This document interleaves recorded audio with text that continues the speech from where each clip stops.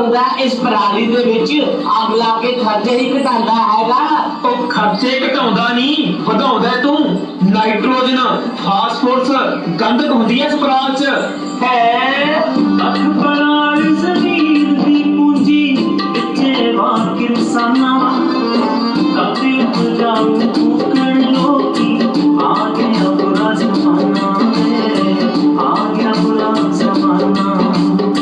सूर में आंखों हिम्मत करके सूर में आंखों हिम्मत करके लोग हनी निकाली धरती दी कुखन बाज करेगा रोक लगी दीवारी रोक लगी दीवारी पौना दे विच जहर घोलना।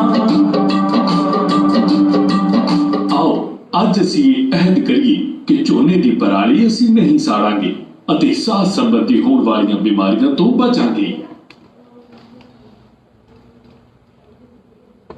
ਸੋ ਵੀਰੋ, ਸਾਹ ਸੰਬੰਧੀ ਹੋਣ ਵਾਲੀ ਬਿਮਾਰੀਆਂ ਤੋਂ ਆਪਾਂ ਬਚਣਾ ਹੈ ਤੇ ਦੂਜਿਆਂ ਨੂੰ ਵੀ ਬਚਾਉਣਾ ਹੈ।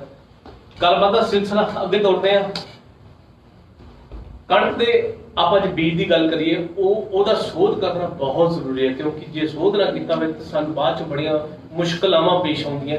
ਉਸੇ ਵਕਤ ਗੱਲਬਾਤ ਕਰਨ ਦੇ ਲਈ ਅਸੀਂ ਡਾਕਟਰ ਪਰਮਿੰਦਰ ਸਿੰਘ, ਜੋ ਪੌਦਾ ਰੋਗ ਵਿਗਿਆਨੀ ਨੇ, ਸਾਡੀ ਯੂਨੀਵਰਸਿਟੀ ਦੇ ਵਿੱਚ ਉਹ ਸੇਵਾਵਾਂ ਨਿਭਾ ਰਹੇ ਨੇ।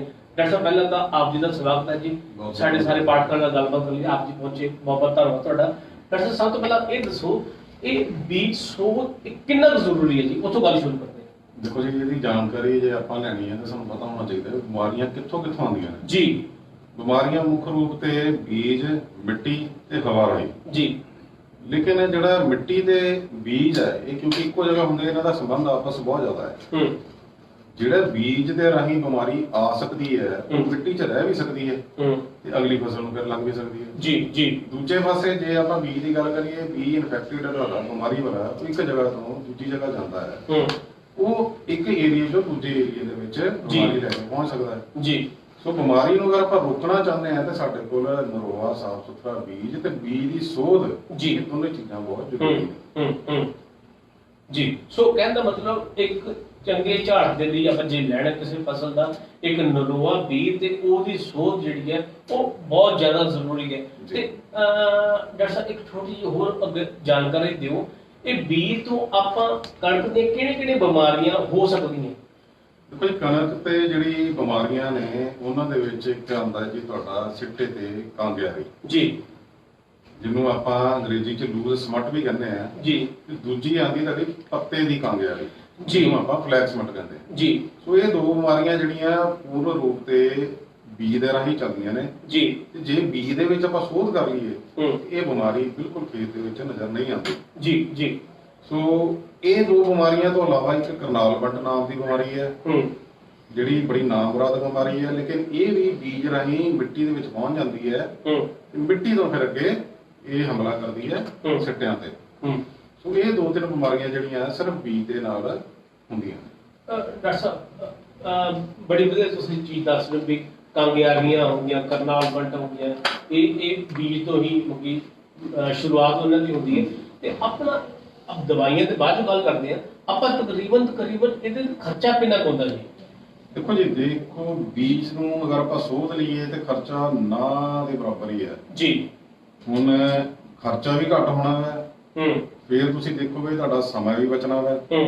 ਇੱਥੇ ਤੁਸੀਂ ਇੱਕ ਕਿੱਲੇ ਦੇ ਵਿੱਚ ਕੋਈ ਸੋਧ ਕਰਨੀ ਹੈ, ਸਪਰੇਆਂ ਕਰਨੀਆਂ ਨੇ, ਤੇ ਕਿੱਥੇ ਤੁਸੀਂ ਇੱਕ ਬੀਜ ਦੀ ਸੋਧ ਕਰਨੀ ਹੈ ਜਿਹੜੇ 5-7 ਮਿੰਟ ਚ ਕਰ ਲਓਗੇ। ਸਮਾਂ, ਪੈਸਾ ਜੀ। ਤੇ ਤੀਜਾ ਤੁਹਾਡਾ ਜਿਹੜਾ ਹੈਗਾ ਵਾ ਵਾਤਾਵਰਨ ਜੀ, ਕਿਉਂਕਿ ਇਹਦੀ ਮਿਕਦਾਰ ਬਹੁਤ ਘੱਟ ਲੱਗਣੀ ਹੈ ਦਵਾਈ ਦੀ, ਬੀਜ ਦੀ, ਤੇ ਸਪਰੇ ਜੇ ਕਰਾਂਗੇ ਉਹ ਚ ਦਵਾਈ ਬਹੁਤ ਲੱਗਣੀ ਹੈ। ਵਾਤਾਵਰਨ ਦਾ ਜਿਹੜਾ ਨੁਕਸਾਨ ਹੈ ਉਹ ਬੀਜ ਸੋਧ ਦੇ ਵਿੱਚ ਬਹੁਤ ਘੱਟ ਹੈ, ਨਾ ਦੇ ਬਰਾਬਰ ਹੈ ਜੀ ਜੀ। ਬੀਜ ਸੋਧ ਜੇ ਆਪਾਂ ਕਰ ਲਈਏ ਤੇ ਆਪਾਂ ਇਹ ਤਿੰਨੋਂ ਚੀਜ਼ਾਂ ਤੋਂ ਫਾਇਦਾ ਉਠਾ ਸਕਦੇ ਜੀ ਜੀ। ਡਾਕਟਰ ਸਾਹਿਬ, ਹੁਣ ਆਪਾਂ ਦਵਾਈਆਂ ਦੀ ਗੱਲ ਕਰਦੇ ਹਾਂ। ਹੁਣ ਇਹਦੇ ਲਈ ਯੂਨੀਵਰਸਿਟੀ ਵੱਲੋਂ ਕਿਹੜੀਆਂ ਦਵਾਈਆਂ ਸਿਫਾਰਿਸ਼ ਕੀਤੀਆਂ ਜਿਹੜੀਆਂ ਕਿ ਮਾਰਕੀਟ ਦੇ ਵਿੱਚ ਈਜ਼ੀਲੀ ਆਪ ਕਹੀਏ ਉਪਲਬਧ ਨੇ? ਉਹ ਦਵਾਈਆਂ ਦਾ ਉਹਦਾ ਜ਼ਿਕਰ ਕਰੋ, ਉਹਦੀ ਮਿਕਦਾਰ ਦਾ ਜ਼ਿਕਰ ਜ਼ਰੂਰ ਕਰਿਓ। ਜ਼ਰੂਰ ਜੀ ਜੀ। ਦੇਖੋ ਕਿਸਾਨ ਵੀਰੋ, ਹੁਣ ਕਣਕ ਲਾਉਣ ਦਾ ਸਮਾਂ ਆ ਗਿਆ ਹੈ ਤੇ ਕਣਕ ਦੇ ਬੀਜ ਆਪਾਂ ਅੱਜ ਤਾਂ ਸਾਫ਼ ਸੁਥਰਾ ਲਈਏ ਕਿਸੇ ਭਰੋਸੇਯੋਗ ਜਗ੍ਹਾ ਤੋਂ, ਜਿਹੜੀ ਸਿਫਾਰਿਸ਼ ਕੀਤੀ ਹੈ ਉਹ ਬੀਜ ਲਈਏ ਤੇ ਜਿੰਨਾ ਸਿਫਾਰਿਸ਼ ਕੀਤੀ ਹੈ ਉਹ ਸਮੇਂ ਦੇ ਹਿਸਾਬ ਨਾਲ ਲਾਈਏ। ਹੁਣ ਬੀਜ ਦੀ ਸੋਧ ਕਰ ਲਈਏ ਤੇ ਫਿਰ ਆਪਾਂ ਆ ਜਿਹੜੀਆਂ ਤੁਹਾਨੂੰ ਦੋ ਬਿਮਾਰੀਆਂ ਇਹ ਦੋਨਾਂ ਤੋਂ ਨਿਜਾਤ ਪਾ ਸਕਦੇ ਆ, ਜਿਹੜੀ ਸੀਗੀ ਸਿੱਟੇ ਦੀ ਕੰਗਿਆਰੀ ਤੇ ਪੱਤੇ ਦੀ ਕੰਗਿਆਰੀ। ਜੀ। ਸੋ ਇਹਦੇ ਲਈ ਜਿਹੜੀਆਂ ਦਵਾਈਆਂ ਸਿਫਾਰਿਸ਼ ਕੀਤੀਆਂ ਨੇ ਉਹਦੇ ਵਿੱਚ ਬਹੁਤ ਥੋੜੀ ਮਿਕਦਾਰ ਵਾਲੀਆਂ ਦਵਾਈਆਂ ਨੇ, ਜਿਹੜੀਆਂ ਕਿ ਇੱਕ ਓਰੀਅਸ ਨਾਮ ਦੀ ਦਵਾਈ ਹੈ ਜੀ, ਇੱਕ ਰੈਕਸਿਕ ਈਜ਼ੀ ਨਾਮ ਦੀ ਦਵਾਈ ਹੈ। ਇਹ ਦੋਨੋਂ 6% ਤੱਕ ਦੀਆਂ ਦਵਾਈਆਂ ਨੇ ਜੀ। ਸਿਰਫ 13 ਮਿਲੀਲੀਟਰ ਦਵਾਈ ਜਿਹੜੀ ਹੈ ਇਹ 40 ਕਿਲੋ ਬੀਜ ਨੂੰ ਲੱਗੇਗੀ, ਯਾਨੀ 1 ਕਿੱਲੇ ਦੇ ਬੀਜ ਨੂੰ ਸਿਰਫ 13 ਮਿਲੀਲੀਟਰ ਦਵਾਈ ਲੱਗੇਗੀ ਜੀ। ਹੁੰਦਾ ਇਹਦੇ ਵਿੱਚ ਸਾਲਟ ਜਿਹੜਾ ਉਹ ਟੈਬੂਕੋਨਾਜ਼ੋਲ ਹੀ ਹੈ। ਇਹ ਜਿਹੜੀ ਦਵਾਈ ਲਾਉਣ ਦਾ ਢੰਗ ਹੈ ਇਹ ਥੋੜਾ ਖਿਆਲ ਰੱਖਣਾ, ਕਿਉਂਕਿ 13 ਮਿਲੀਲੀਟਰ ਦਵਾਈ 40 ਕਿਲੋ ਬੀਜ ਨੂੰ ਲਾਣੀ ਹੈ। ਇਹਦੇ ਲਈ ਆਪਾਂ ਨੂੰ 13 ਮਿਲੀਲੀਟਰ ਦਵਾਈ ਪਹਿਲੇ ਪਾਣੀ 'ਚ ਘੋਲਣੀ ਪੈਣੀ ਜੀ। ਲਗਭਗ 400 ਮਿਲੀਲੀਟਰ ਪਾਣੀ, ਯਾਨੀ ਕਿ ਅੱਧੇ ਲੀਟਰ ਤੋਂ ਥੋੜਾ ਘੱਟ ਪਾਣੀ, ਉਹਦੇ ਵਿੱਚ ਦਵਾਈ ਘੋਲ ਲੈਣੀ ਹੈ ਤੇ ਮੁੜ ਕੇ ਜਿਹੜਾ ਬੀਜ ਸੋਧਕ ਡਰਮ ਹੁੰਦਾ ਵਾ ਉਸ ਡਰਮ ਦੇ ਵਿੱਚ ਪਾ ਕੇ ਇਹ ਆਪਾਂ ਨੂੰ ਬੀਜ ਸੋਧ ਲੈਣਾ ਚਾਹੀਦਾ ਵਾ। ਦੂਜੀਆਂ ਜਿਹੜੀਆਂ ਕਈ ਦਵਾਈਆਂ ਅਸੀਂ ਪਹਿਲੇ ਵੀ ਸਿਫਾਰਿਸ਼ ਕੀਤੀਆਂ ਸੀਗੀਆਂ, ਉਹਨਾਂ ਦੇ ਵਿੱਚ ਹੈਗੀ ਹੈ ਵੀਟਾਵੈਕਸ ਪਾਵਰ ਜੀ। ਉਹ ਦਵਾਈ ਜਿਹੜੀ ਹੈ 120 ਗ੍ਰਾਮ ਲੱਗਦੀ ਹੈਗੀ ਹੈ ਜੀ। ਉਹ ਐਕਚੁਅਲੀ ਉਹਦੇ ਵਿੱਚ ਦੋ ਦਵਾਈਆਂ ਦਾ ਕੰਬੀਨੇਸ਼ਨ ਹੈਗਾ ਵਾ ਤੇ ਉਹਦੇ ਵਿੱਚ ਇੱਕ ਤਾਂ ਤੁਹਾਡੀ ਆ ਜਾਏਗੀ ਥੀਰਮ ਦਵਾਈ ਜਿਹੜੀ ਹੁੰਦੀ ਹੈ ਉਹ ਹੁੰਦੀ ਹੈ, ਦੂਜੀ ਕਾਰਬੋਕਸਿਨ ਹੁੰਦੀ ਹੈ। ਇਹਨਾਂ ਦੇ ਮੇਲ ਦੇ ਨਾਲ ਜਿਹੜੀ ਦਵਾਈ ਬਣਦੀ ਹੈ ਉਹਨੂੰ ਆਪਾਂ ਵੀਟਾਵੈਕਸ ਪਾਵਰ ਦੇ ਨਾਮ ਨਾਲ ਜਾਣਦੇ ਆ ਜੀ। ਇਹ ਦਵਾਈ ਜਿਹੜੀ ਹੈ ਇਹ 120 ਗ੍ਰਾਮ ਯਾਨੀ ਕਿ 3 ਗ੍ਰਾਮ 1 ਕਿਲੋ ਬੀਜ ਨੂੰ ਲੱਗੇਗੀ ਜੀ। 120 ਗ੍ਰਾਮ 40 ਕਿਲੋ ਬੀਜ ਨੂੰ ਲੱਗੇਗੀ। ਵੀਟਾਵੈਕਸ ਕੱਲੀ ਵੀ ਜਿਹੜੀ ਮਿਲਦੀ ਹੈ ਉਹ ਵੀ ਲਾ ਸਕਦੇ ਹੋ। ਇਸ ਤੋਂ ਇਲਾਵਾ ਸੀਡੈਕਸ ਜੀ, ਟੈਬੂ ਸੀਡ, ਇਦਾਂ ਦੀਆਂ ਦਵਾਈਆਂ ਜਿਹੜੀਆਂ ਜਿਨ੍ਹਾਂ ਦੇ ਵਿੱਚ 2% ਤਾਕਤ ਹੈਗੀ ਹੈ, ਜਿਹੜੀ ਆਪਣਾ ਉੱਲੀ ਨਾਸ਼ਕ ਜਿਹੜੀ ਉੱਚ ਦਵਾਈ ਦੀ ਮਾਤਰਾ ਜਿਹੜੀ ਹੈਗੀ ਆ 2% ਹੈਗੀ ਆ, ਉਹ ਵੀ ਆਪਾਂ ਵਰਤ ਸਕਦੇ ਹੈਗੇ ਜੀ। ਸੋ ਇਹ ਦਵਾਈਆਂ ਜਿਹੜੀਆਂ ਹੈਗੀਆਂ ਨੇ ਟੈਬੂਸੀਡ ਸੀਡੈਕਸ, ਇਹ ਸਿਰਫ 1 ਗ੍ਰਾਮ ਪ੍ਰਤੀ ਕਿਲੋ ਦੇ ਹਿਸਾਬ ਨਾਲ, ਯਾਨੀ ਕਿ 40 ਗ੍ਰਾਮ ਤੁਹਾਡੇ 40 ਕਿਲੋ ਬੀਜ ਨੂੰ ਲੱਗੇਗੀ ਜੀ। ਹੁਣ ਤੁਸੀਂ ਦੇਖੋ ਵੀ ਇਹਦੇ ਵਿੱਚ ਜਿਹੜੀ ਆਪਾਂ ਮਾਤਰਾ ਲਾ ਰਹੇ ਆ ਉਹ ਬਹੁਤ ਥੋੜੀ ਹੈ, ਲਗਭਗ 60-70 ਰੁਪਏ ਦਾ ਖਰਚਾ ਸਾਨੂੰ ਕਿੱਲੇ ਦਾ ਪਏਗਾ ਜੀ। ਤੇ ਜੇ ਆਪਾਂ ਇਹ ਬਿਮਾਰੀਆਂ ਕੰਟਰੋਲ ਨਾ ਕਰੀਏ ਤੇ ਮੁੜ ਕੇ ਫਿਰ ਆਪਣੇ ਕੋਲ ਕੋਈ ਹੀਲਾ ਵਸੀਲਾ ਨਹੀਂ ਬਚਦਾ। ਮੈਂ ਆਪ ਜੀ ਕੋਲ ਇਹ ਸਵਾਲ ਹੀ ਪੈਦਾ ਕਰਨਾ ਚਾਹੁੰਦਾ, ਜੇ ਆਪਾਂ ਸਪੋਜ਼ ਕਰ ਲਓ ਵੀ ਆਪਾਂ ਵੀ ਸ਼ੋਧ ਕਰਨ ਤੋਂ ਆਪਾਂ ਵੀ ਹੁਣੇ ਰਹਿ ਗਏ, ਸਮਾਂ ਨਿਕਲ ਗਿਆ, ਉਸ ਤੋਂ ਬਾਅਦ ਕੋਈ ਇਹਦਾ ਉਪਚਾਰ ਹੈਗਾ, ਉਹਦਾ ਕੋਈ ਹੱਲ ਹੈਗਾ? ਦੇਖੋ ਜੀ, ਜਦੋਂ ਬੀ ਰਾਹੀਂ ਬਿਮਾਰੀ ਚੱਲੀ ਹੈ, ਕੁੱਲੀਆਂ ਜਿਹੜੀਆਂ ਬੀ ਦੇ ਉੱਤੇ ਹੋਣਗੀਆਂ, ਜਦੋਂ ਬਿਮਾਰੀ ਚੱਲ ਪਈ ਜੀਭ ਦੇ ਵਿੱਚ ਆ ਗਈ, ਮੁੜ ਕੇ ਉਹਨੂੰ ਕੰਟਰੋਲ ਕਰਨ ਲਈ ਸਾਨੂੰ ਜਾਂ ਤਾਂ ਸਪਰੇਅ ਕਰਨੇ ਪੈਣੇ ਨੇ। ਉਹਦੇ ਨਾਲ ਸਪਰੇਅ ਨਾਲ ਅਸੀਂ ਰੋਕ ਸਕਦੇ ਹੈਗੇ, ਲੇਕਿਨ ਉਹ 'ਚ ਖਰਚਾ ਹੋਇਆ, ਨੁਕਸਾਨ ਹੁੰਦਾ ਜ਼ਿਆਦਾ। ਕਈ ਬਿਮਾਰੀਆਂ ਇਹੋ ਜਿਹੀਆਂ ਜਿਨ੍ਹਾਂ ਦਾ ਕੋਈ ਸਪਰੇਅ ਨਾਲ ਵੀ ਫਰਕ ਨਹੀਂ ਪੈਂਦਾ। ਜਿਹੜੇ ਕਣਕ ਦੀਆਂ ਬਿਮਾਰੀਆਂ ਦੀ ਅਸੀਂ ਗੱਲ ਕੀਤੀ ਹੈ, ਸਿੱਟੇ ਦੀ ਤੇ ਪੱਤੇ ਦੀ ਕੰਗਿਆਰੀ, ਇਹ ਸਪਰੇਅ ਨਾਲ ਕਿਸੇ ਨਾਲ ਠੀਕ ਨਹੀਂ ਹੁੰਦੀ ਜੀ। ਸੋ ਇਹਦੇ ਵਿੱਚ ਕੀ ਹੈ ਵੀ 60% ਤੁਹਾਡਾ ਨੁਕਸਾਨ ਹੋਣਾ ਤੈਅ ਹੈ। ਬਾਅਦ ਵਿੱਚ ਕੋਈ ਵੀ ਸਪਰੇਅ ਕੀਤਾ ਇਹ ਕਿਸੇ ਕੰਮ ਨਹੀਂ ਆਉਂਦਾ। ਸੋ ਇਸ ਕਰਕੇ ਆਪਾਂ ਨੂੰ ਬੀਜ ਸੋਧ ਜਿਹੜਾ ਇਹਨਾਂ ਬਿਮਾਰੀਆਂ ਲਈ ਪਹਿਲੇ ਹੀ ਕਰ ਲੈਣਾ ਚਾਹੀਦਾ ਹੈ ਜੀ। ਇੱਕ ਮੈਂ ਹੋਰ ਤੁਹਾਨੂੰ ਇੱਥੇ ਦੱਸਣਾ ਚਾਹੂੰਗਾ ਵੀ ਬੀਜ ਸੋਧ ਲਈ ਆਪਾਂ ਕੱਲੀਆਂ ਉੱਲੀ ਨਾਸ਼ਕ ਹੀ ਨਹੀਂ, ਕੁਝ ਹੋਰ ਤਰੀਕੇ ਵੀ ਵਰਤ ਸਕਦੇ ਹਾਂ ਜੀ। ਜਿੱਦਾਂ ਸੂਰਜ ਦੀ ਗਰਮੀ ਜਿਹੜੀ ਹੈ ਉਹ ਆਪਾਂ ਵਰਤ ਲਈਏ ਜੀ। ਮਈ ਦੇ ਮਹੀਨੇ ਦੇ ਵਿੱਚ ਜੇ ਆਪਾਂ ਕਿਸੇ ਸਾਫ਼ ਦਿਨ ਜਿੱਦਾਂ ਧੁੱਪ ਤਿੱਖੀ ਹੋਵੇ, ਸਵੇਰੇ 8 ਵਜੇ ਤੋਂ ਲੈ ਕੇ 12 ਵਜੇ ਤੱਕ ਇਹ ਬੀਜ ਜਿਹੜਾ ਹੈ ਇਹਨੂੰ ਪਾਣੀ 'ਚ ਭਿਉਂ ਕੇ ਰੱਖੀਏ ਜੀ, ਧੁੱਪ ਦੇ ਵਿੱਚ। ਮੁੜ ਕੇ 1 ਤੋਂ ਲੈ ਕੇ 4 ਵਜੇ ਤੱਕ ਇਹਨੂੰ ਪਤਲੀ ਤਹਿ ਦੇ ਵਿੱਚ ਵਿਛਾ ਕੇ ਸੁਕਾ ਲਈਏ ਧੁੱਪ 'ਚ ਜੀ। ਤਾਂ ਵੀ ਇਹ ਜਿਹੜਾ ਬੀਜ ਹੈ ਇਹ ਬਿਮਾਰੀ ਰਹਿਤ ਹੋ ਜਾਂਦਾ ਜੀ। ਸੋ ਆਪਾਂ ਨੂੰ ਇਹ ਜਿਹੜੇ ਹੈ ਇਹ ਲੋੜੇ ਅਪਣਾ ਕੇ ਬੀਜ ਸੋਧ ਤੇ ਆਪਣੀ ਫਸਲ ਭਰਵੀਂ ਪੈਦਾ ਕਰ ਸਕਦੇ ਹਾਂ ਜੀ। ਡਾਕਟਰ ਸਾਹਿਬ, ਹੁਣੇ ਮੈਨੂੰ ਇਸ਼ਾਰਾ ਹੋਇਆ ਵਾ, ਤੁਸੀਂ ਉਸ ਤੋਂ ਪਹਿਲਾਂ ਵੀ ਮੈਂ ਆਪਣੇ ਕਿਸਾਨ ਵੀਰਾਂ ਨੂੰ ਕਹੂੰਗਾ ਕਾਪੀ ਪੈਨਸਲ ਦੇ ਨਾਲ ਤੁਸੀਂ ਜ਼ਰੂਰ ਨੋਟ ਕਰਨਾ। ਡਾਕਟਰ ਸਾਹਿਬ, ਜਿਹੜੀਆਂ ਤੁਸੀਂ ਦਵਾਈਆਂ ਪਹਿਲਾਂ ਦੱਸੀਆਂ ਉਹ ਪਤਾ ਲੱਗਿਆ, ਦੁਬਾਰਾ ਤੁਸੀਂ ਜ਼ਰੂਰ ਦੱਸਿਓ, ਉਹ ਨੋਟ ਕਰਨੇ ਚਾਹੁੰਦੇ। ਮੈਂ ਤੁਹਾਨੂੰ ਦੱਸ ਦਿੰਦਾ ਜੀ, ਉਹ ਦਵਾਈਆਂ ਵੀ ਦੱਸਦਾ। ਤੇ ਇੱਕ ਹੋਰ ਦਵਾਈ ਹੈਗੀ ਹੈ ਜੀ, ਕਿਉਂਕਿ ਬੀਜ ਜਦੋਂ ਆਪਾਂ ਕਣਕ ਲਗਾਈ ਦੀ ਹੈ ਉਦੋਂ ਛੋਟੇ ਬੂਟੇ ਨੂੰ ਸਿਉਂਕ ਪੈ ਜਾਂਦੀ ਹੈ ਜੀ, ਜਾਂ ਜਦੋਂ ਬੂਟਾ ਬਿਲਕੁਲ ਮੈਚੁਰਿਟੀ ਦਾ ਹੁੰਦਾ ਜੀ, ਪਰਿਪੱਕ ਹੋਇਆ ਹੁੰਦਾ ਹੈ, ਉਦੋਂ ਵੀ ਸਿਉਂਕ ਪੈਂਦੀ ਹੈ ਜੀ। ਸੋ ਸਿਉਂਕ ਤੇ ਇਸ ਬਿਮਾਰੀ ਜੀ ਕਾਂਗਿਆਰੀ ਨੂੰ ਰੋਕਣ ਲਈ ਇੱਕ ਸਾਂਝੀ ਦਵਾਈ ਹੈਗੀ ਹੈ ਜੀ, ਜਿਹਦਾ ਨਾਮ ਹੈ ਨਿਓਨਿਕਸ। ਸੋ ਇਹ ਨਿਓਨਿਕਸ ਜਿਹੜੀ ਦਵਾਈ ਹੈਗੀ ਹੈ ਇਹ ਵੀ ਆਪਾਂ ਵਰਤ ਸਕਦੇ ਹਾਂ, ਇਹ ਵੀ ਆਪਾਂ ਬੀਜ ਨੂੰ ਲਗਾ ਸਕਦੇ ਹਾਂ 2 ਮਿਲੀਲੀਟਰ ਪ੍ਰਤੀ ਕਿਲੋ ਦੇ ਹਿਸਾਬ ਨਾਲ ਜੀ, ਦੇ ਹਿਸਾਬ ਨਾਲ ਜੀ। ਇਹਦਾ ਲਾਉਣ ਦਾ ਤਰੀਕਾ ਥੋੜਾ ਜਿਹਾ ਅਲੱਗ ਹੈ। ਇਹਦੇ ਨਾਲ ਆਪਾਂ ਸਿਉਂਕ ਤੇ ਕਾਂਗਿਆਰੀ ਦੋਨਾਂ ਨੂੰ ਕੰਟਰੋਲ ਕਰ ਲਾਂਗੇ। ਸੋ ਇਹਦਾ ਲਾਉਣ ਦਾ ਤਰੀਕਾ ਕੀ, ਇਹ 80 ml ਦਵਾਈ ਜਿਹੜੀ ਹੈ ਇਹ 1 ਕਿੱਲੇ ਦੇ ਯਾਨੀ ਕਿ 40 ਕਿਲੋ ਬੀਜ ਨੂੰ ਲੱਗੇਗੀ ਜੀ। 80 ml ਦਵਾਈ ਜਿਹੜੀ ਹੈ ਇਹਨੂੰ 1 ਲੀਟਰ ਪਾਣੀ ਦੇ ਵਿੱਚ ਘੋਲ ਕੇ ਪਤਲੀ ਤਹਿ ਦੇ ਵਿੱਚ ਕਣਕ ਦੇ ਦਾਣੇ ਨੂੰ ਮਿਸ਼ਾ ਕੇ ਤੇ ਉੱਪਰ ਆਪਾਂ ਸਪਰੇਅ ਕਰਕੇ ਇਹਨੂੰ ਆਪਾਂ ਸੋਧ ਸਕਦੇ ਹਾਂ ਜੀ। ਸੋ ਇਹ ਤਾਂ ਹੈਗੀ ਹੈ ਦੋਨਾਂ ਨੂੰ ਬਚਾਉਣ ਦੀ, ਕੀੜੇ ਤੋਂ ਵੀ ਤੇ ਆਪਣੀ ਬਿਮਾਰੀ ਤੋਂ ਵੀ ਬਚਾਉਣ ਦੀ। ਜਿਹੜੀਆਂ ਮੈਂ ਪਹਿਲੇ ਜ਼ਿਕਰ ਕੀਤਾ ਸੀ ਜਿਹੜੀਆਂ ਦਵਾਈਆਂ ਦਾ, ਉਹ ਮੈਂ ਇੱਕ ਵਾਰ ਫਿਰ ਦੱਸ ਦਿੰਦਾ। ਓਰੀਅਸ ਦਵਾਈ ਹੈ ਜੀ, ਓਰੀਅਸ, ਤੇ ਦੂਜੀ ਹੈਗੀ ਹੈ ਰੈਕਸਲ ਈਜ਼ੀ। ਇਹ ਦੋਨੋਂ ਹੈਗੀਆਂ 6% ਤਾਕਤ ਦੀਆਂ। ਇਹਨਾਂ ਦੇ ਵਿੱਚ ਟੈਬੂਕੋਨਾਜ਼ੋਲ ਹੁੰਦੀ ਹੈ। ਇਹ ਸਿਰਫ 13 ਮਿਲੀਲੀਟਰ ਦਵਾਈ ਜਿਹੜੀ ਹੈ 1 ਕਿੱਲੇ ਦੇ ਬੀਜ ਨੂੰ, ਯਾਨੀ ਕਿ 40 ਕਿਲੋ ਬੀਜ ਨੂੰ ਸਿਰਫ 13 ਮਿਲੀਲੀਟਰ ਦਵਾਈ ਲੱਗੇਗੀ। ਦੂਜੀ ਦਵਾਈ ਜਿਹੜੀ ਹੈਗੀ ਹੈ ਉਹ ਹੈਗੀ ਹੈ ਜੀ ਵੀਟਾਵੈਕਸ ਪਾਵਰ। ਉਹਦੇ ਵਿੱਚ ਕਾਰਬੋਕਸਿਨ ਤੇ ਥੀਰਮ ਨਾਂ ਦੀ ਦਵਾਈ ਹੁੰਦੀ ਹੈ। ਇਹ 3 ਗ੍ਰਾਮ ਪ੍ਰਤੀ ਕਿਲੋ ਦੇ ਹਿਸਾਬ ਨਾਲ ਲੱਗੇਗੀ। ਇਹਨੂੰ ਆਪਾਂ 20 ਡਰਮ ਦੇ ਵਿੱਚ ਲਗਾਉਣਾ ਹੈ ਜੀ। ਇਹਨਾਂ ਤੋਂ ਇਲਾਵਾ ਆਪਾਂ ਕੱਲੀ ਵੀਟਾਵੈਕਸ ਰੈਕਸਲ ਜਿਹੜੀ ਹੈਗੀ ਹੈ ਉਹ ਵੀ ਵਰਤ ਸਕਦੇ ਹਾਂ। ਉਹ 1 ਗ੍ਰਾਮ ਹੈ। ਸੀਡੈਕਸ ਜਿਹੜੀ ਹੈਗੀ ਹੈ ਉਹ ਵੀ ਵਰਤ ਸਕਦੇ ਹਾਂ। ਉਹ ਵੀ 1 ਗ੍ਰਾਮ ਦਵਾਈ ਜਿਹੜੀ ਹੈ ਜੀ, ਉਹ 2% ਤਾਕਤ ਦੀ ਹੁੰਦੀ ਹੈ। ਉਹ ਆਪਾਂ ਵੀ ਸੋਧ ਕਰ ਸਕਦੇ ਹਾਂ। ਸੋ ਇਹ ਦਵਾਈਆਂ ਅਗਰ ਆਪਾਂ ਪਹਿਲੇ ਲਾ ਕੇ ਬੀਜਾਂਗੇ ਤੇ ਆਪਣੀ ਫਸਲ ਸਹੀ ਹੋਏਗੀ। ਇਹ ਤੁਹਾਡੀ ਬਿਮਾਰੀ ਨੂੰ ਵੀ ਰੋਕਦੀ ਹੈ ਤੇ ਤੁਹਾਡਾ ਜਿਹੜਾ ਜਰਮੀਨੇਸ਼ਨ ਹੈ, ਜਿਹੜਾ ਫਟਾਰਾ ਹੁੰਦਾ ਹੈ ਜੀ, ਉਹਨੂੰ ਵੀ ਵਧਾਉਂਦੀ ਹੈ। ਜੀ ਜੀ ਜੀ ਜੀ। ਸੋ ਕਹਿੰਦਾ ਮਤਲਬ ਇੱਕ ਤਾਂ ਆਪਾਂ ਜੇ ਕਹੀਏ ਬਿਮਾਰੀਆਂ ਤਾਂ ਰੋਕਣਾ ਹੀ ਹੈ ਇਹਦੇ ਨਾਲ, ਆਪਾਂ ਉਸ ਤੋਂ ਇਲਾਵਾ ਜੇ ਫਟਾਰੇ ਦੇ ਲਈ ਵੀ ਇਹ ਸਾਡੀਆਂ ਮਦਦਗਾਰ ਦਵਾਈਆਂ ਸਿੱਧ ਹੁੰਦੀਆਂ। ਡਾਕਟਰ ਸਾਹਿਬ, ਜਾਣ ਤੋਂ ਪਹਿਲਾਂ ਮੈਂ ਆਪ ਜੀ ਦਾ ਫੋਨ ਨੰਬਰ ਆਪਣੇ ਪਾਠਕਾਂ ਨਾਲ ਜ਼ਰੂਰ ਸਾਂਝਾ ਕਰਵਾਉਣਾ ਚਾਹੁੰਦਾ ਜੀ। ਤੁਸੀਂ ਆਪਣਾ ਫੋਨ ਨੰਬਰ ਵੀ ਸਾਂਝਾ ਕਰਿਓ ਤੇ ਇਹਦੀ ਮਹੱਤਤਾ ਬਾਰੇ ਤੁਸੀਂ ਪਹਿਲਾਂ ਜ਼ਿਕਰ ਕਰ ਹੀ ਚੁੱਕੇ ਹੋ। ਉਹ ਫੋਨ ਨੰਬਰ ਬਾਰੇ ਦੱਸਿਓ ਤੇ ਉਹ ਦੱਸੋ ਜੇ ਹੋਰ ਜਾਣਕਾਰੀ ਦੀ ਲੋੜ ਹੈ ਤੁਹਾਡੇ ਨਾਲ ਸੰਪਰਕ ਕਰ ਸਕਦੇ ਹਾਂ। ਜੇ ਕੋਈ ਹੋਰ ਜਾਣਕਾਰੀ ਚਾਹੀਦੀ ਹੈ, ਮੇਰਾ ਨਾਮ ਹੈ ਡਾਕਟਰ ਪ੍ਰਵਿੰਦਰ ਸਿੰਘ ਜੀ ਜੀ, ਤੇ ਮੇਰਾ ਫੋਨ ਨੰਬਰ ਹੈ 98761 31801। ਸੋ ਇਹ ਬੀਜ ਬਾਰੇ ਜਾਣਕਾਰੀ ਸੀ। ਜੇ ਤੁਹਾਨੂੰ ਹੋਰ ਕੋਈ ਜਾਣਕਾਰੀ ਚਾਹੀਦੀ ਹੈ ਕਣਕ ਦੀਆਂ ਬਿਮਾਰੀਆਂ ਉੱਤੇ, ਕੋਈ ਫੁੰਗੀ ਬਾਰੇ ਸਮੱਸਿਆ ਜਾਂ ਕੁਝ ਉਦਾਂ ਦਾ ਜੀ, ਤਾਂ ਵੀ ਤੁਸੀਂ ਰਾਬਤਾ ਕਾਇਮ ਕਰ ਸਕਦੇ ਹੋ ਜੀ ਜੀ। ਸੋ ਕਿਸਾਨ ਵੀਰੋ, ਡਾਕਟਰ ਪਰਮਿੰਦਰ ਦਾ ਬਹੁਤ ਬਹੁਤ ਧੰਨਵਾਦ, ਕਿਉਂਕਿ ਹੁਣ ਬਿਜਾਈ ਦਾ ਸਮਾਂ ਵੀ ਸ਼ੁਰੂਆਤ ਹੋ ਚੁੱਕੀ ਹੈ। ਬਹੁਤ ਵੱਡੀ ਬੋਲੀ ਜਾਣਕਾਰੀ ਤੁਸੀਂ ਡਾਕਟਰ ਸਾਹਿਬ ਸਾਡੇ ਨਾਲ ਸਾਂਝੀ ਕੀਤੀ, ਬਹੁਤ ਬਹੁਤ ਸ਼ੁਕਰੀਆ ਜੀ। ਧੰਨਵਾਦ। ਜਿਵੇਂ ਕਿ ਪਹਿਲਾਂ ਗੱਲ ਕਰ ਰਹੇ ਸੀ, ਇਹ ਲਾਈਵ ਪ੍ਰੋਗਰਾਮ ਹੈ। ਸ਼ਾਹ ਮਾਨ ਜੀ ਦੱਸਦੇ ਨੇ। ਸ਼ਾਹ ਮਾਨ ਜੀ, ਤੁਸੀਂ ਸਵਾਲ ਕਰਦੇ ਨੇ, ਇਹ ਮਟਰ ਬਾਰੇ ਆਪ ਜੀ ਦਾ ਸਵਾਲ ਹੈ। ਤੁਸੀਂ ਪਿਛਲੇ ਤੋਂ ਪਿਛਲੇ ਸੈਸ਼ਨ ਤੁਸੀਂ ਦੇਖੋਗੇ ਅਸੀਂ ਡਾਕਟਰ ਕੁਲਵੀਰ ਸਿੰਘ ਉਹਨਾਂ ਨੂੰ ਇੱਥੇ ਸੱਦਿਆ ਸੀਗਾ ਤੇ ਉਹਨਾਂ ਦਾ ਨੰਬਰ ਮੈਂ ਇੱਕ ਤੁਹਾਡੇ ਨਾਲ ਸਾਂਝਾ ਕਰਦਾ। ਤੁਸੀਂ ਆਪਣੇ ਸਵਾਲ ਸੰਬੰਧੀ ਜਾਣਕਾਰੀ ਉਹਨਾਂ ਕੋਲੋਂ ਪ੍ਰਾਪਤ ਕਰ ਸਕਦੇ ਹੋ। 81 463 44 44 5 81 463 44 44 5। ਸੋ ਇਦਾਂ ਕਈ ਚੀਜ਼ਾਂ ਨੇ, ਜਿਵੇਂ ਤੁਸੀਂ ਹੁਣ ਮਟਰਾਂ ਬਾਬਤ ਕੋਈ ਜਾਣਕਾਰੀ ਪ੍ਰਾਪਤ ਕਰਨੀ ਸੀ, ਕਿਸੇ ਨੇ ਬੀਜਾਂ ਬਾਰੇ ਪ੍ਰਾਪਤ ਕਰਨੀ, ਕਿਸੇ ਨੇ ਬਿਮਾਰੀਆਂ ਬਾਰੇ ਪ੍ਰਾਪਤ ਕਰਨੀ ਹੈ। ਇਹ ਸਾਡੇ ਛੋਟੇ ਛੋਟੇ ਕਿਤਾਬਚੇ ਨੇ, ਇਹ ਯੂਨੀਵਰਸਿਟੀ ਦੇ ਪ੍ਰਕਾਸ਼ਨ ਹੋਏ, ਤੁਹਾਨੂੰ ਪਹਿਲਾਂ ਹੀ ਡਾਕਟਰ ਸਾਹਿਬ ਦੱਸ ਚੁੱਕੇ ਨੇ। ਇਹ KVK ਚ ਵੀ ਉਪਲਬਧ ਨੇ।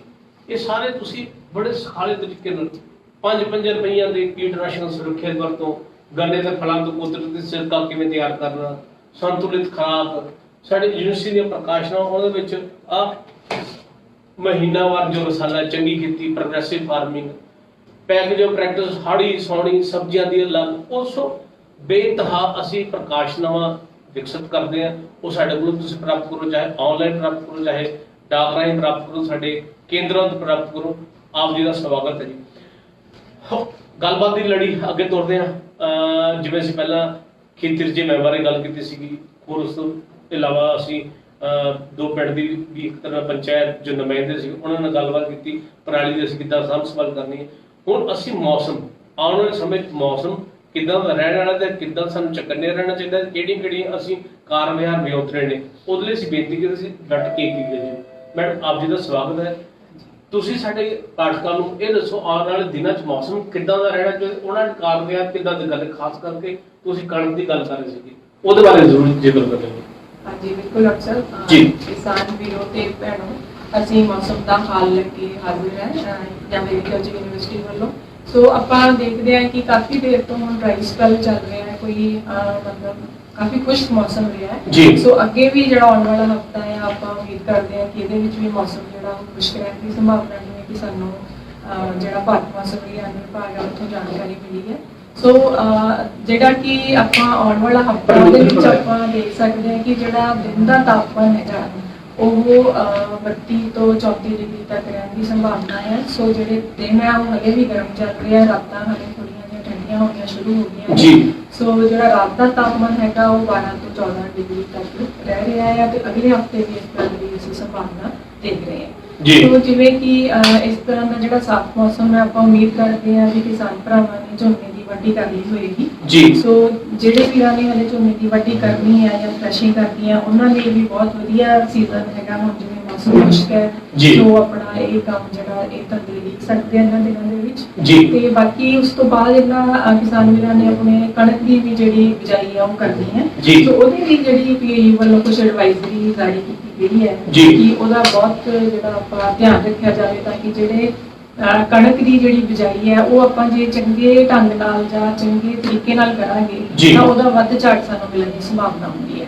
ਤੇ ਜਿਸ ਤਰ੍ਹਾਂ ਕਿ ਆਪਾਂ ਦੇਖ ਰਹੇ ਹਾਂ ਕਿ ਜਿਹੜੇ ਨੀਮ ਪਹਾੜੀ ਇਲਾਕੇ ਹੈ, ਉੱਥੇ ਜਿਹੜੀ ਕਣਕ ਦੀ ਪੀਲੀ ਪੁੰਗੀ ਦਾ ਕਾਫੀ ਅਸਰ ਦੇਖਣ ਨੂੰ ਹਰ ਸਾਲ ਆਪਾਂ ਨੂੰ ਦੇਖਣ ਨੂੰ ਮਿਲਦਾ ਹੈ। ਸੋ ਉਹਨਾਂ ਇਲਾਕਿਆਂ ਦੇ ਵਿੱਚ ਜ਼ਰੂਰ ਧਿਆਨ ਰੱਖਿਆ ਜਾਵੇ ਕਿ ਕੁਝ ਜਿਹੜੀਆਂ ਮਤਲਬ ਵੈਰਾਈਟੀਆਂ ਨੇ ਉਹੀ ਬੀਜੀਆਂ ਜਾਣ ਤੇ ਅਕਤੂਬਰ ਮਹੀਨੇ ਦੇ ਵਿੱਚ ਬਿਜਾਈ ਨਾ ਕੀਤੀ ਕਿਉਂਕਿ ਅਕਤੂਬਰ ਮਹੀਨੇ ਤੋਂ ਜਦੋਂ ਆਪਾਂ ਬਿਜਾਈ ਕਰਦੇ ਆ ਉਹਦੇ ਨਾਲ ਜਿਹੜਾ ਪੀਲੀ ਪੁੰਗੀ ਦਾ ਪ੍ਰਕੋਪ ਜਿਹੜਾ ਉਹ ਜ਼ਿਆਦਾ ਹੁੰਦਾ ਹੈ। ਸੋ ਜਿਹੜੀਆਂ ਪੀਏਯੂ ਵੱਲੋਂ ਸਿਫਾਰਿਸ਼ ਕੀਤੀਆਂ ਕਿਸਮਾਂ ਨੇ ਜਿਵੇਂ ਕਿ PBW 725 ਹੈ, PBW 752 ਹੈ ਜਾਂ ਫਿਰ ਆਪਾਂ ਉन्नत PBW 550 ਹੈ, PBW 660 ਹੈ, ਇਹਨਾਂ ਨੂੰ ਹੀ ਨੀਮ ਪਹਾੜੀ ਇਲਾਕਿਆਂ ਦੇ ਵਿੱਚ ਤਰਜੀਹ ਦਿੱਤੀ ਜਾਵੇ ਤਾਂ ਕਿ ਜਿਹੜਾ ਆਪਾਂ ਮਤਲਬ ਪੀਲੀ ਪੁੰਗੀ, ਕਿਉਂਕਿ ਇਹ ਜਿਹੜੀਆਂ ਸਿਫਾਰਿਸ਼ ਕੀਤੀਆਂ ਕਿਸਮਾਂ ਨੇ ਇਹ ਪੀਲੀ ਪੁੰਗੀ ਦੇ ਟਾਕਰੇ ਲਈ ਸਮਰੱਥ ਨੇ।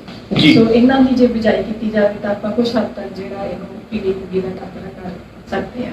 ਦੂਜੀ ਗੱਲ ਦੇਖੀ ਗਈ ਹੈ ਕਿ ਜਿਹੜੀ ਝੋਨੇ ਦੇ ਵਿੱਚ ਗੁਲਾਬੀ ਸੁੰਡੀ ਦਾ ਜਿਹੜਾ ਪ੍ਰਭਾਵ ਹੈ ਉਹ ਹਲੇ ਵੀ ਜਿਵੇਂ ਬਰਨਾਲਾ ਸੰਗਰੂਰ ਦੇ ਇਲਾਕੇ ਆ ਉਹਨਾਂ ਦੇ ਵਿੱਚ ਦੇਖਿਆ ਗਿਆ।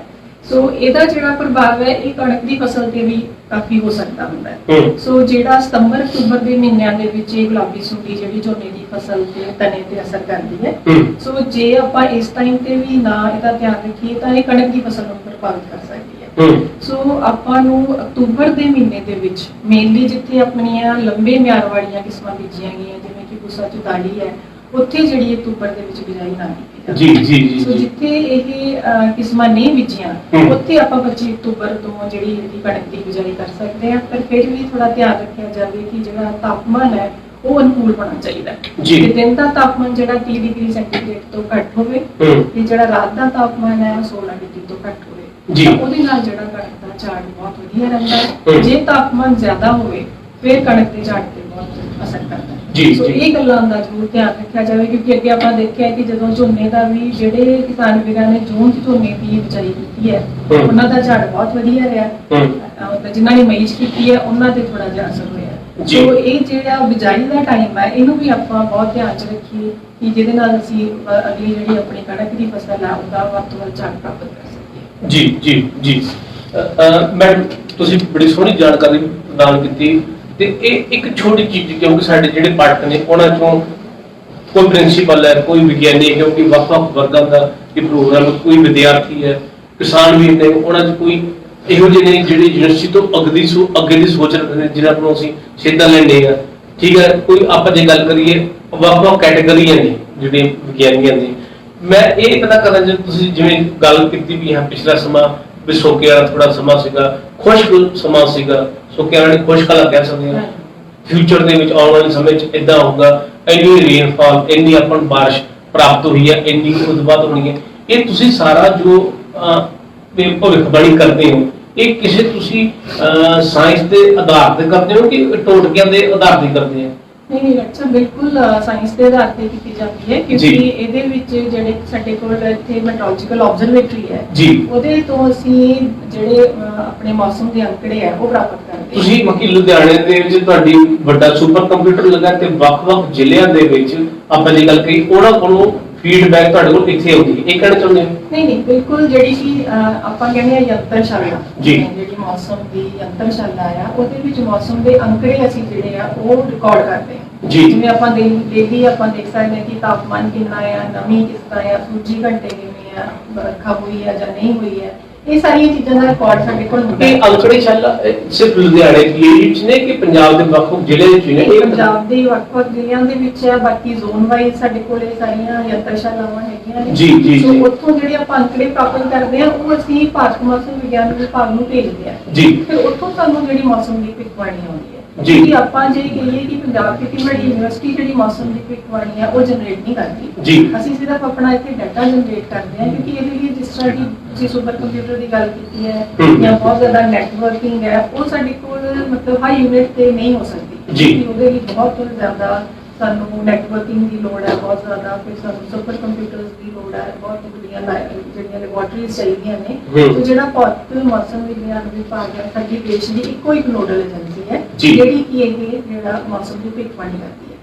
ਜਦੋਂ ਅਸੀਂ ਸਾਰੇ ਯੂਨਿਟਸ ਆਪਣਾ ਅੰਕੜੇ ਉੱਤੇ ਭੇਜਦੇ ਆ ਤਾਂ ਉਹਨਾਂ ਅੰਕੜਿਆਂ ਦੇ ਆਧਾਰ ਦੇ ਉੱਤੇ ਜਿਹੜੀ ਆਪਣੀ ਮੌਸਮ ਵਿਭਾਗ ਹੈਗਾ ਇਹ ਭਵਿੱਖਬਾਣੀ ਜਾਰੀ ਕਰਦੀ ਹੈ। ਜੀ। ਹਰ ਸਾਡੇ ਕੋਲ ਮੰਗਲਵਾਰ ਤੇ ਸ਼ੁੱਕਰਵਾਰ ਨੂੰ ਇਹ ਮੌਸਮ ਦੀ ਜਾਣਕਾਰੀ ਆਉਂਦੀ ਹੈ ਜਿਹੜੀ ਕਿ ਅਗਲੇ 3-4 ਦਿਨਾਂ ਲਈ ਵੈਲਿਡ ਹੁੰਦੀ ਹੈ। ਬਾਕੀ ਜਿਹੜੇ ਆਪਾਂ ਕਹਿ ਸਕਦੇ ਹਾਂ ਕਿ ਜਿਹੜੇ ਸੈਟੇਲਾਈਟ ਦੀਆਂ ਮਤਲਬ ਚਿੱਤਰ ਨੇ ਉਹਨਾਂ ਨੂੰ ਦੇਖ ਕੇ ਜਾਂ ਜਿਹੜੀ ਸਾਡੀ ਆਬਜ਼ਰਵੇਟਰੀ ਆ ਉਹਦਾ ਡਾਟਾ ਦੇਖ ਕੇ ਅਸੀਂ 24 ਘੰਟੇ ਵਾਲੀ ਜਿਹੜੀ ਮੌਸਮ ਦੀ ਭਵਿੱਖਬਾਣੀ ਆ ਉਹ ਵੀ ਤਿਆਰ ਕਰਦੇ ਹਾਂ। ਤੇ ਬਾਕੀ ਜਿਹੜੀ ਸਾਡੇ ਕੋਲ ਜਿਹਨੂੰ ਆਪਾਂ ਮੀਡੀਅਮ ਰੇਂਜ ਵੈਦਰ ਫੋਰਕਾਸਟ ਕਹਿੰਦੇ ਆ ਜਿਹੜੀ ਸਾਨੂੰ ਹਰ ਮੰਗਲਵਾਰ ਤੇ ਸ਼ੁੱਕਰਵਾਰ ਮੌਸਮ ਵਿਭਾਗ ਵੱਲੋਂ ਮਿਲਦੀ ਹੈ ਉਹਦੇ ਆਧਾਰ ਦੇ ਉੱਤੇ ਅਸੀਂ ਮਤਲਬ ਆਪਣੇ ਕਿਸਾਨ ਵੀਰਾਂ ਲਈ ਜਿਹੜੀ ਆ ਖੇਤੀ ਸੇਵਾਵਾਂ ਆ ਉਹ ਅਸੀਂ ਪ੍ਰਦਾਨ ਕਰਦੇ ਆ ਜਿਹੜੀਆਂ ਕਿ ਅਸੀਂ ਮਾਧਿਅਮ ਦੇ ਥਰੂ ਕਿਸਾਨਾਂ ਤੱਕ ਪਹੁੰਚਾਉਂਦੇ ਹਾਂ। ਜੀ। ਸੋ ਕਹਿਣ ਦਾ ਮਤਲਬ ਜਿਹੜੀ ਇਹ ਮੌਸਮ ਦੀ ਭਵਿੱਖਬਾਣੀ ਜਾਂ ਮੌਸਮ ਦੇ ਅੰਕੜੇ ਜਾਰੀ ਕੀਤੇ ਜਾਂਦੇ ਨੇ ਉਹ ਸਾਇੰਸ ਨਿਰਧਾਰਿਤ ਅੰਕੜਿਆਂ ਤੇ ਜਾਰੀ ਕੀਤੇ ਜਾਂਦੇ ਨੇ। ਵੱਖ-ਵੱਖ ਆਬਜ਼ਰਵੇਟਰੀਆਂ ਜੋ ਆਪਾਂ ਕਹੀਏ ਵੀ ਅੰਕੜੇ ਇਕੱਠੇ ਕਰਨ ਦੇ ਲਈ ਜੋ ਮਸ਼ੀਨਾਂ ਆ ਆਪਾਂ ਜੇ ਕਹਿ ਸਕਦੇ ਪੰਜਾਬੀ ਭਾਸ਼ਾ ਦੇ ਵਿੱਚ ਉਹ ਵੱਖ-ਵੱਖ ਜ਼ਿਲ੍ਹਿਆਂ 'ਚ ਵੱਖ-ਵੱਖ ਖੇਤਰਾਂ ਦੇ ਵਿੱਚ ਹੈਗੀਆਂ। ਹੁਣ ਅੰਕੜਿਆਂ ਦੇ ਆਧਾਰ ਤੇ ਸੈਟੇਲਾਈਟ ਤੋਂ ਜਾਣਕਾਰੀ ਲੈਣ ਤੋਂ ਬਾਅਦ ਇਹ ਭਵਿੱਖਬਾਣੀਆਂ ਇਹ ਤੁਹਾਡੇ ਨਾਲ ਸਾਂਝੀਆਂ ਕੀਤੀਆਂ ਜਾਂਦੀਆਂ, ਉਹਦੇ ਆਧਾਰ ਤੇ ਹੀ ਐਡਵਾਈਜ਼ਰੀਆਂ ਸਾਂਝੀਆਂ ਕੀਤੀਆਂ ਜਾਂਦੀਆਂ। ਮੈਡਮ ਬਹੁਤ ਬਹੁਤ ਸ਼ੁਕਰੀਆ। ਸੋ ਪਿਆਰੇ ਕਿਸਾਨ ਵੀਰੋ, ਅੱਜ ਅਸੀਂ ਗੱਲਬਾਤ ਕੀਤੀ ਦਵਾਲਾ ਪਿੰਡ ਦੇ ਅਗਾਂਹਵਧੂ ਕਿਸਾਨਾਂ ਦੇ ਨਾਲ ਕਿੱਦਾਂ ਉਹ ਨਵੀਆਂ ਸੂਚਨਾ ਤਕਨੋਲੋਜੀ ਦੀਆਂ ਤਕਨੀਕਾਂ ਉਹ ਅਪਣਾ ਰਹੇ ਨੇ। ਬਰਨ ਫਰੀ ਪਿੰਡ ਉਹਨਾਂ ਦਾ ਅਸੀਂ ਉਸ ਤੋਂ ਬਾਅਦ ਕਣਕ ਦੇ ਬੀਜ ਨੂੰ ਕਿਵੇਂ ਅਸੀਂ ਸੋਧਣਾ ਉਹਦੇ ਬਾਰੇ ਜ਼ਿਕਰ ਕੀਤਾ। ਇਸ ਪੰਦਰਵਾੜੇ ਦੇ ਦੌਰਾਨ ਕਿਹੜੇ ਕਾਰ-ਵਿਹਾਰ ਅਸੀਂ ਵਿਉਂਤਣੇ ਉਹਦੇ ਜ਼ਿਕਰ ਕੀਤਾ। ਅਸੀਂ ਤੁਹਾਡੀ ਜਾਣ ਪਛਾਣ ਕਰਾਈ ਯੂਨੀਵਰਸਿਟੀ ਦੇ ਵਿੱਚ ਪੇਂਡੂ ਸੱਭਿਆਚਾਰ ਨੂੰ ਦਰਸਾਉਂਦਾ ਇੱਕ ਮਿਊਜ਼ੀਅਮ ਜੋ ਇੱਕ ਅਜਾਇਬ ਘਰ ਹੈ ਉਹਦੇ ਬਾਰੇ ਆਪ ਜੀ ਨੂੰ ਜਾਣ ਪਛਾਣ ਕਰਾਉਣ ਦੇ ਡਾਕਟਰ ਨਰਿੰਦਰਜੀਤ ਕੌਰ ਸਾਡੇ ਵਿੱਚ ਸ਼ਾਮਲ ਸਨ। ਸੋ ਆਪ ਜੀ ਦੇ ਕੁਐਸਚਨਾਂ ਦਾ ਨਿਪਟਾਰਾ ਵੀ ਜੋ ਸਾਡੇ ਕੋਲ ਆਉਂਦੇ ਰਹੇ ਅਸੀਂ ਕਰਦੇ ਰਹੇ ਜੋ ਸਾਡੇ ਵਿਸ਼ੇ ਦੇ ਹਿਸਾਬ ਦੇ ਨਾਲ ਸੀਗੇ। ਬਾਕੀ ਅਸੀਂ ਅਗਲੇ ਵਾਰੀ ਵੀ ਚੱਕਣ ਦੀ ਕੋਸ਼ਿਸ਼ ਕਰਾਂਗੇ। ਸੋ ਕਿਸਾਨ ਵੀਰੋ, ਅਖੀਰ ਵਿੱਚ ਇੱਕ ਲਾਸਟ ਸੁਨੇਹਾ ਬਾਅਦ ਚ ਦਵਾਂਗੇ। ਇਹ ਵਾਅਦਾ ਜ਼ਰੂਰ ਕਰਦੇ ਆ ਅਗਲੇ ਹਫਤੇ ਇੱਕ ਉੱਚ ਪੱਧਰੀ ਟੀਮ ਦੇ ਨਾਲ ਆਪਦੇ ਸਾਨੂੰ ਫਿਰ ਪੇਸ਼ ਹੋਵਾਂਗੇ। ਆਪ ਜੀ ਦਾ ਬਹੁਤ ਬਹੁਤ ਧੰਨਵਾਦ ਸਾਡੇ ਨਾਲ ਜੁੜਨ ਦੇ ਲਈ। ਆਦਾਬ, ਸਤਿ ਸ਼੍ਰੀ ਅਕਾਲ, ਨਮਸਕਾਰ। ਕੀ ਗੱਲ ਹੋ ਗਈ ਸਰਦਾਰਨੀ ਹੈ, ਨਾਰਾਜ਼ਗੀ ਹੈ ਕੋਈ? ਕਿਉਂ ਸਬਜ਼ੀ ਜ਼ਿਆਦਾ ਲੈਣ ਕਿ ਉਹਦੇ ਖੁਰਾਕੀ ਤੱਤ ਨਸ਼ਟ ਕਰੀ ਜਾਂਦੀ ਹੈ? ਤੁਹਾਨੂੰ ਤਾਂ ਸਿਰਫ ਦੂਜਿਆਂ 'ਚ ਨੁਕਸ ਕੱਢਣੇ ਆਉਂਦੇ ਨੇ ਤੇ ਜਿਹੜੀ ਪਰਾਲੀ ਸੜ ਕੇ ਤੁਸੀਂ ਅਣਗਹਿਲੀਆਂ ਕਰਦੇ ਹੋ ਉਹਨਾਂ ਦਾ ਕੀ ਮਤਲਬ? ਕੱਲ ਟੈਲੀਵਿਜ਼ਨ ਤੇ ਖੇਤੀਬਾੜੀ ਯੂਨੀਵਰਸਿਟੀ ਵਾਲੇ ਦੱਸਦੇ ਸੀ ਕਿ ਪਰਾਲੀ ਸਾੜਨ ਨਾਲ ਨਾਈਟ੍ਰੋਜਨ, ਫਾਸਫੋਰਸ, ਗੰਧਕ ਤੇ ਪੋਟਾਸ਼ ਵਰਗੇ ਜ਼ਰੂਰੀ ਤੱਤ ਨਸ਼ਟ ਹੋ ਜਾਂਦੇ ਨੇ ਤੇ ਉਹ ਫਿਰ ਚੱਲ ਠੀਕ ਹੈ ਸਰਦਾਰਨੀਏ, ਨਾ ਹੁਣ ਮੈਂ ਪਰਾਲੀ ਸਾੜਾ ਤੇ ਨਾ ਤੇਰੀ ਸਬਜ਼ੀ 'ਚ ਨੁਕਸ ਕੱਢਾਂ। ਤੂੰ ਖੁਸ਼ ਹੈ? Phosphorus, potash, nitrogen